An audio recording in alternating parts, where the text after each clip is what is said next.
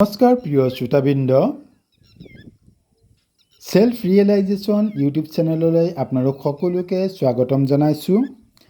আজি আমি আলোচনা কৰিবলৈ ওলাইছোঁ ইতিবাচক মনোবিজ্ঞান আৰু ব্যক্তি জীৱনত মুখামুখি হোৱা হতাশাগ্ৰস্ততা বা হতাশাগ্ৰস্ততা নিবাৰণৰ ক্ষেত্ৰত ইতিবাচক মনোবিজ্ঞানৰ প্ৰয়োগ। প্ৰথমতে আমি জানিলোঁ আহক আমাৰ সাধাৰণ ভাষাত হতাশাগ্ৰস্ততানো কি বা আমি কিয় হতাশাগ্ৰস্ত হৈ পৰোঁ। হতাশাগ্ৰস্ততা আন একো নহয়, আমাৰ প্ৰয়োজন বা চাহিদা, আমাৰ আশা আকাংক্ষা, আমাৰ মনোবাঞ্ছা বা মনোকামনা ইত্যাদি পূৰণৰ ক্ষেত্ৰত দেখা দিয়া বাধা বা চমুকৈ ক'বলৈ গ'লে ইচ্ছা আৰু ইচ্ছা পূৰণৰ মাজত থকা ভাৰসাম্যহীনতাই আমাৰ হতাশাগ্ৰস্ততাৰ মূল কাৰণ। অৰ্থাৎ যেতিয়া আমি ভবা নিচিনাকৈ আমি নাপাওঁ, আমাৰ চাহিদা অনুসৰি আমি সেই যোগান নাপাওঁ বা আমাৰ অভাৱ আমি পূৰণ কৰাৰ ক্ষেত্ৰত বিভিন্ন বাধাই দেখা দিয়ে, তেতিয়া আমি হতাশ হৈ পৰোঁ। অৰ্থাৎ হতাশাগ্ৰস্ততাক আমি আশাভংগতাও ক'ব পাৰোঁ। অৰ্থাৎ যেতিয়া আমাৰ আশা ভংগ হয় বা আমাৰ আশা পূৰণ কৰাৰ ক্ষেত্ৰত আমি বাধাৰ সন্মুখীন হওঁ, তেতিয়া আমি হতাশ হৈ পৰোঁ। এই হতাশাগ্ৰস্ততাৰ মূল কাৰণসমূহনো কি? ইয়াৰ কাৰণসমূহ এনেধৰণৰ হ'ব পাৰে, যেনে আমাৰ দৈনন্দিন জীৱনত দেখা দিয়া স্বাভাৱিক বাধা, সংঘাত, দুৰ্বল যোগাযোগ ব্যৱস্থা, অস্পষ্ট বা দুৰ্বল সম্বন্ধ, ব্যক্তিগত অনুভূতি বা ব্যক্তিগত পটভূমি, পৰিৱেশীয় বাধা, ইচ্ছা আকাংক্ষা ইত্যাদি পূৰণ কৰাৰ ক্ষেত্ৰত দেখা দিয়া বাধা, বিশ্বাসৰ অভাৱ, নিৰাপত্তাহীনতা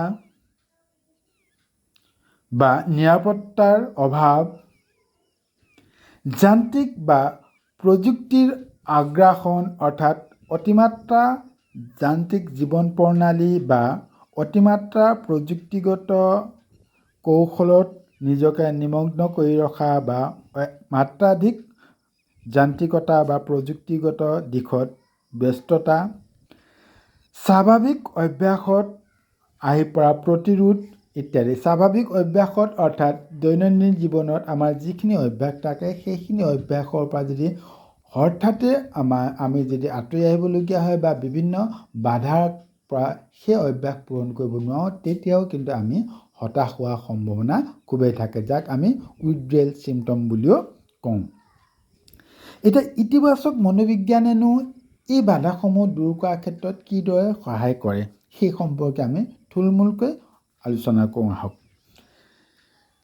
ইতিবাচক মনোবিজ্ঞানে হতাশাগ্ৰস্ততা নিবাৰণৰ ক্ষেত্ৰত প্ৰথম পদক্ষেপ হিচাপে কয় যে ব্যক্তিক নিজস্বতাক চিনি পোৱা বা নিজস্বতাক অনুভৱ কৰোৱাত ইতিবাচক মনোবিজ্ঞানে সহায় কৰে। ঠিক সেইদৰে আৱেগ আৰু সংঘাত নিৰাময়ৰ কৌশল শিকায়। ব্যক্তিক আৱেগ আৰু সংঘাত নিৰাময়ৰ কৌশল শিকায়। ব্যক্তি জীৱনত সুখাদ্য, সুচিন্তা আৰু সুনিদ্ৰাৰ মাজত ভাৰসাম্য ৰক্ষা কৰাত ইতিবাচক মনোবিজ্ঞানে সহায় কৰে।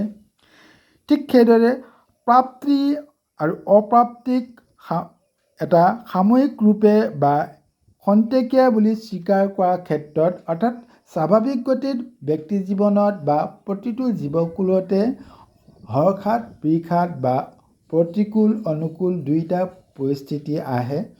কেতিয়াবা সুযোগ আহে, কেতিয়াবা প্ৰত্যাহ্বানো আহে, কেতিয়াবা দুখ আহে, কেতিয়াবা সুখ আহে।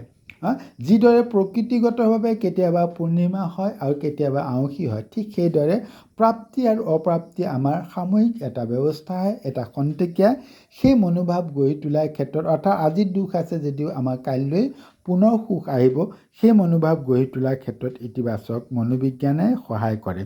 ঠিক সেইদৰে ব্যক্তিৰ মাজত আত্মবিশ্বাস গঢ়ি তোলে আৰু ই আত্ম অন্বেষণত সহায় কৰে। ব্যক্তিসকলৰ মাজত উন্নত সংযোগ স্থাপন কৰাৰ ক্ষেত্ৰত বা সুস্থ যোগাযোগ ব্যৱস্থা গঢ়ি তোলাৰ ক্ষেত্ৰত ইতিবাচক মনোবিজ্ঞানে সহায় কৰে। নিজৰ সামৰ্থ্য আৰু আকাংক্ষাৰ মাজত ভাৰসাম্য ৰক্ষা কৰাৰ ক্ষেত্ৰত ইতিবাচক মনোবিজ্ঞানে অৰ্থাৎ আত্ম উপলব্ধি আত্ম অন্বেষণৰ লগতে নিজৰ শক্তি সামৰ্থ্য নিজৰ প্ৰতিভা নিজৰ অন্তৰ্নিহিত যিখিনি প্ৰতিভা বা শক্তি আছে সেইখিনি অনুভৱ বা উপলব্ধি কৰিহে সেই অনুপাতে আমি আমাৰ জীৱনৰ লক্ষ্য নিৰ্ধাৰণ কৰিব লাগে সেই বিষয়ে আমাক ইতিবাচক মনোবিজ্ঞানে শিক্ষা দিয়ে ঠিক সেইদৰে স্বাভাৱিক অভ্যাসৰ পৰিৱৰ্তে বিকল্প অভ্যাস গ্ৰহণ কৰিবৰ কাৰণে ইতিবাচক মনোবিজ্ঞানে অনুপ্ৰাণিত কৰে অৰ্থাৎ স্বাভাৱিক অভ্যাসৰ ক্ষেত্ৰত দেখা দিয়া বাধাৰ কাৰণেও আমাৰ যেতিয়া হতাশগ্ৰস্ততা সন্মুখীন হ'বলগীয়া হয় ব্যক্তি তেতিয়াহ'লে সেই অভ্যাস ত্যাগ কৰাৰ পিছত অন্যতম অভ্যাস অৰ্থাৎ এজন সৰুৰ পৰা খুব তামোলৰ পৰা আসক্ত ব্যক্তি এজনে যদি তামোল খাবলৈ এৰি দিয়ে তামোলৰ বিকল্প হিচাপে হয়তো তেওঁ চুপাৰী বা অন্যান্য কিবা বস্তু মুখত চকলেট বা মৰ্টন কিবা এটা লৈ পেলাই